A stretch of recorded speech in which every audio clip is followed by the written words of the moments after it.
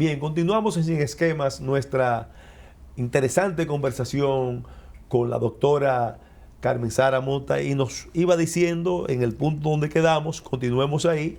Sí, que recientemente se celebró en España un congreso de vacunología y algunos estudios mostraron que a veces la falta de respuesta a la vacuna tiene más que ver con factores intrínsecos del ser humano más que con la efectividad de la vacuna misma.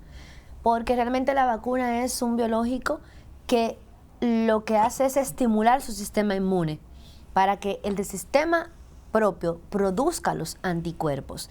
Y entonces puede que algunas personas su cuerpo no tenga la capacidad de generar esa respuesta. En ese caso, no es la vacuna, sino la persona.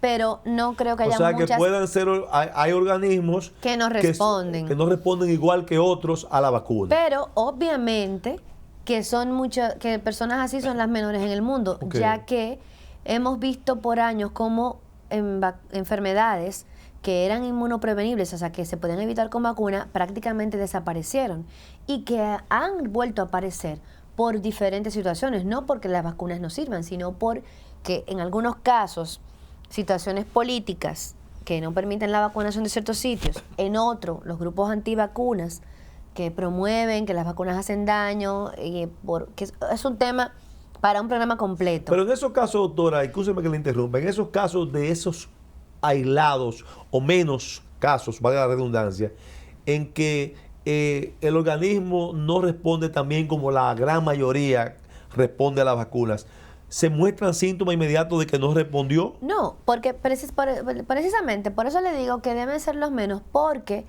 si fueran muchas las personas que no responden, el sarampión no se hubiera controlado, no se hubiera controlado el polio, no se hubiera controlado la difteria, no se hubiese podido declarar la viruela erradicada de la tierra. En el 1977 se declaró ya la tierra libre de viruela y no se tuviera la meta de declarar el mundo libre de sarampión y rubeola, porque a pesar de que hay personas que no pueden, que por alguna razón no responden, la mayoría de las personas sí lo hacen. Entonces sí realmente son efectivas, porque muchas vacunas han demostrado su efectividad a lo largo de los años, prácticamente limitando a cero, limitando a muy pocos casos algunas enfermedades que generalmente cuando se presentan es precisamente con personas que no han recibido vacunas. Uno siempre se encuentra con inquietudes de personas, no, claro. Y uno mismo a veces, que uno se pregunta, a mí me dio sarampión cuando chiquito, ¿me puede dar de nuevo? O sea, entonces uno acude a la madre de uno, que es la que más sabe de eso, pero en esos casos se puede, usted dice que estamos libres de sarampión, estamos libres de rubeola. Por ahora. Pero ¿se puede repetir el episodio? Bueno, en el caso específico del sarampión y la rubeola, y bueno, ya que estamos hablando de erupciones, sí, de todo lo que sea. No todas las enfermedades no repiten. En el caso del sarampión, enfermedades como el sarampión, la varicela, la rubeola, como se dice coloquialmente, no repiten, porque la enfermedad produce también una respuesta inmunitaria que lo deja a usted protegido para en un eventual segundo contacto no va a presentar la enfermedad.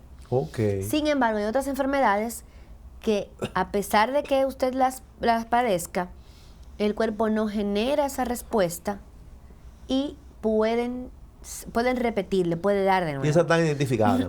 Por ejemplo, la difteria, por ejemplo, una persona padece difteria, sobrevive y de inmediatamente ya supera la fase de la enfermedad, debe ser vacunado. Un niño le da tosferina y cuando rebase la enfermedad debe ser vacunado, porque la enfermedad no genera anticuerpos. Un tétanos, por ejemplo, el tétanos, si una persona le da tétanos y sobrevive, debe ser vacunado luego porque puede darle otra vez, porque el tétanos no deja anticuerpos. Y hablando también aquí como personas que no conocemos bastante, el caso de la tuberculosis. La tuberculosis es bastante complicada porque la tuberculosis, primero que no tenemos una vacuna completamente efectiva para la tuberculosis por encima de los 5 años. Y de hecho, la vacuna que todavía tenemos disponible Es una vacuna que evita en los niños pequeños las formas graves de tuberculosis, pero no evita la tuberculosis pulmonar.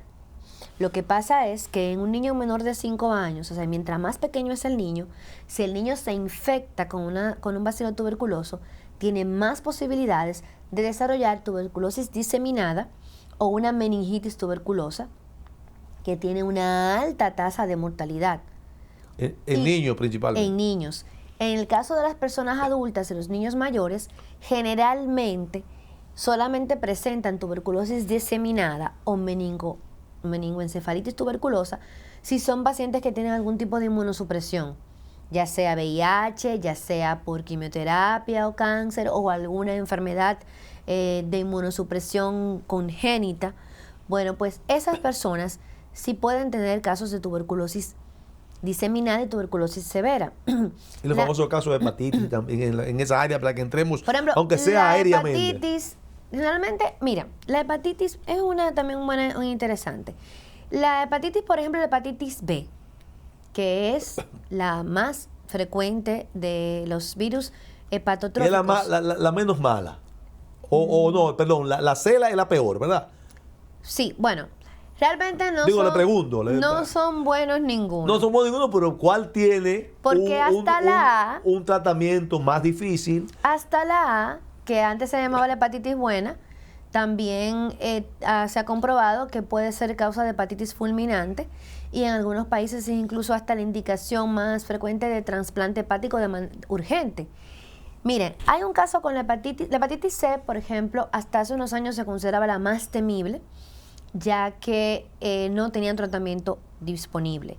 Pero ya desde hace algunos años se cuenta con un tratamiento efectivo, obviamente. No es... Curativa, controla. No. Es curativa. Ha demostrado que disminuye la carga viral, o sea, mejora la biopsia hepática, y cuando se hace una prueba para buscar genoma, material genético del virus de hepatitis C, no se encuentra. Después de unas 8 o 12 semanas de tratamiento. Y es bueno mencionar que es un tratamiento costoso, pero que a través del programa de medicamentos de alto costo del Ministerio de Salud, una persona que no tenga el recurso para comprarlo por su propio bolsillo se hacen las gestiones ¿Y los y puede planes de acceder. salud contemplan ese tipo de vacunas? No estoy segura, o sea, si digo que los seguros lo cubren, voy a mentir. Okay. Y si digo que no lo cubren también, porque desconozco ese dato. Okay. Pero sé que son de los medicamentos que pueden adquirirse a través de los programas de medicamentos de alto costo. Hay una burocracia para esto, pero si se lleva la documentación apropiada, pues el paciente puede adquirir esos medicamentos a través del ministerio. Y si es una persona con dinero, bueno, pues los compra, pero son costosos. Pero lo importante es que hay un tratamiento, que antes, cuando le decían a usted tiene una hepatitis C, yo me acuerdo, era conformarse. No, ya no. Usted tiene hepatitis C, estas son las opciones de manejo, y usted puede tener... Pero sí quedan limitantes, por ejemplo, que no puede hacer transfusión de sangre, ni todo ese tipo de cosas. Eso nunca se corrige. Eso todavía sigue siendo una limitación. En el caso de la hepatitis B también tiene tratamiento. Es bueno mencionar, si usted se infecta ya adulto, por ejemplo, nosotros como adultos nos infectamos con una hepatitis B, tenemos un chance de un 90% de aclarar el virus en nuestro cuerpo. En los adultos, y eso es inversamente proporcional a la edad, mientras mayor uno es, mayores son las posibilidades de que el virus sea eliminado y uno no tenga ninguna consecuencia. Ahora bien, hay un 10% que puede presentar cirrosis, fibrosis hepática y cáncer hepatocelular.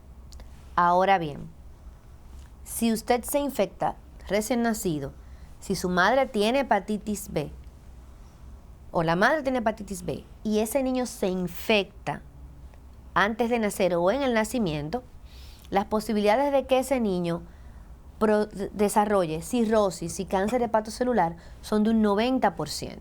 Wow. O sea, mientras más joven me infecto, mayores son las posibilidades de que se cronifique la enfermedad. ¿No se puede atacar desde niñito para reducir ese riesgo?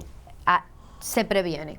Por eso, dentro de las pruebas que se le hacen a las mujeres embarazadas está testearlas para hepatitis B. Okay. Obviamente, una persona, y eso es algo también que hace un tiempo en un foro de sociedades médicas se discutía, lo ideal sería que si una mujer está pensando en tener hijos, chequeara su esquema de vacunas, se vacunara con todo, y así cuando ya quede embarazada va a estar protegida contra una cantidad de enfermedades. ¿Qué se hace en el caso de la hepatitis B con los niños? Si la madre es hepatitis B positiva, a ese niño inmediatamente nace, se le coloca la vacuna y se le coloca una inmunoglobulina. Incluso hasta sin la madre ser positiva o no. Está determinado eso por muchísimas sociedades médicas de todos los países, de que ningún niño debe salir del hospital sin recibir la vacuna de hepatitis B.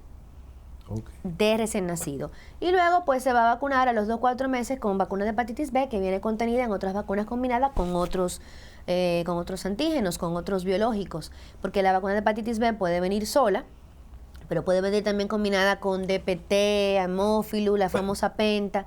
Entonces, de esa manera, pues se evita la hepatitis B en el niño. Ya si por alguna razón no tiene, bueno, pues hay también tratamiento para ellos. Pero lo ideal es vacunarse. Vacuna todo recién nacido y luego se completa. O sea, antes del año ya un niño tiene un esquema completo de hepatitis B. Doctora, una pregunta. ¿Existe un protocolo generalizado, me refiero, para manejo masivo, o sea, general, de cuáles son las medidas en vacunas que toda familia no puede bajo ninguna circunstancia eximirse de darle a sus hijos, o no, lamentablemente no tenemos esa orientación como política de salud, que la familia conozca cuáles están obligatoriamente llamadas a recibir? Hay que mejorar la educación de salud, lo decía creo que lo antes Sí. en off, hablábamos de la educación sanitaria. Sí, la gente sabe que existen vacunas, hay una gran promoción de eso, pero para los niños. Okay. Y todos estamos claros en que los niños se vacunan. El niño nace, incluso es algo, aquí no hay tantos grupos antivacunas. ¿Se vacunan y cuáles vacunas se requieren? Esa quizás es una de las cosas que falta, o sea, la gente sabe que tiene que vacunarse, pero no sabe exactamente contra qué. Pero la gente es receptiva para la vacuna. O sea, por ejemplo, un niño recién nacido, la enfermera va al hospital, le van a poner la vacunita y la mamá, ok, y lo deja vacunar. Le dicen a la mamá, venga al mes y ella va y lo vacuna. Okay. Y le ponen la cita y ella va y lo vacuna. Pero cuando le dicen a la mamá, usted también tiene que vacunarse, señora, ¿y la gente dónde se vacuna?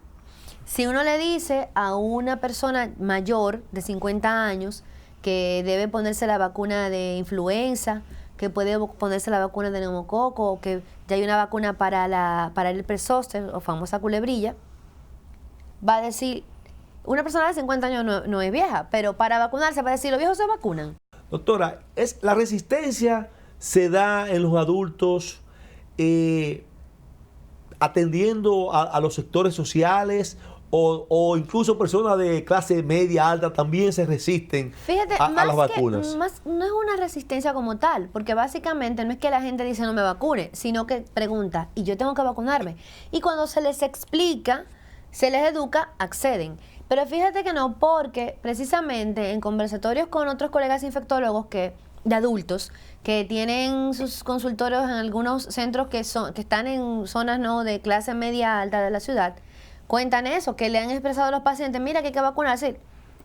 Y la gente grande se vacuna, los viejos se vacunan, los adultos se vacunan. Eso no es para muchachos. Entonces, ya es algo que tenemos nosotros que mejorar. Antes eran prácticamente los pediatras que solamente estaban empapados de ese tema, porque es verdad, la mayoría de las vacunas se colocan en la edad infantil. Sin embargo, hay otras vacunas que deben ser continuadas y otras que están indicadas para personas ya mayores de 50 años, por ejemplo.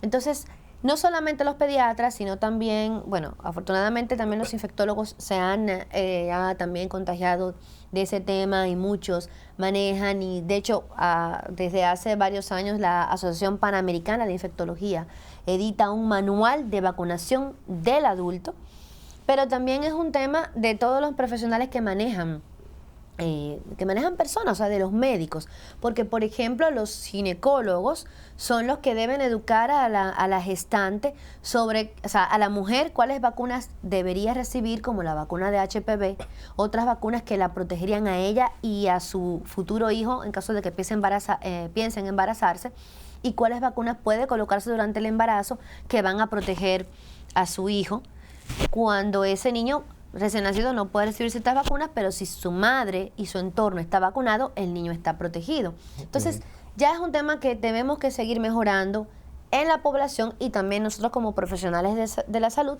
también seguir aprendiendo más sobre esto para beneficio de los pacientes. Bien, bueno, vamos a tomar nuestra segunda pausa y en apenas unos segundos vamos a continuar nuestra conversación con la doctora Carmen Sara Mota, y vamos a entrar en la parte de los antibióticos y otros elementos más en los minutos finales de esta interesante y muy útil conversación para nuestro público televidente en sentido general, porque sabemos de qué temas estamos hablando.